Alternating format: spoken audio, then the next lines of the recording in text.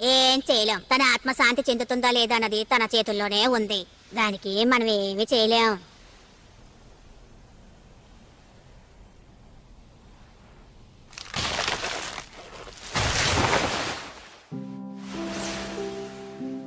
నీకు చాలా అందమైన బట్టలు కొనించి అందంగా చూడాలని అనుకున్నాను.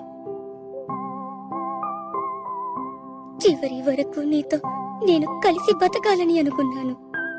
నీతో చాలాసేపు ఆడుకోవాలని అనుకున్నాను.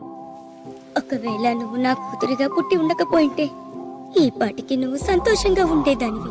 నేనే నీ జీవితాన్ని నరకంగా మార్చేశాను. నన్ను క్షమించు.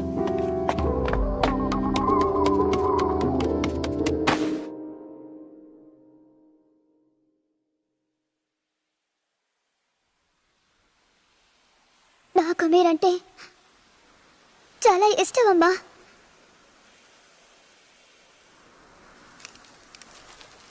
మీ కూతురుగా పుట్టడం నా అదృష్టం అమ్మా.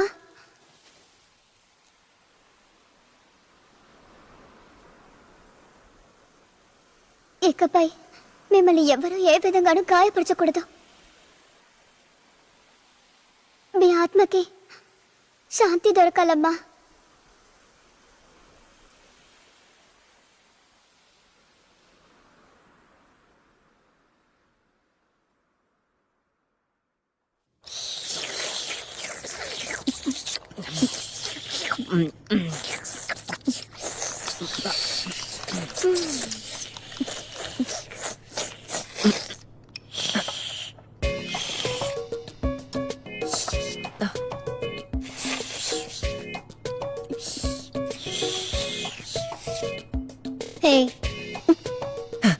ఆ రోజు నీ నెత్తి మీద అది పట్టానికి నేనే కారణమని కనిపెట్టావు కదా, అందుకనేగా నేనంటూ నీకు నచ్చను.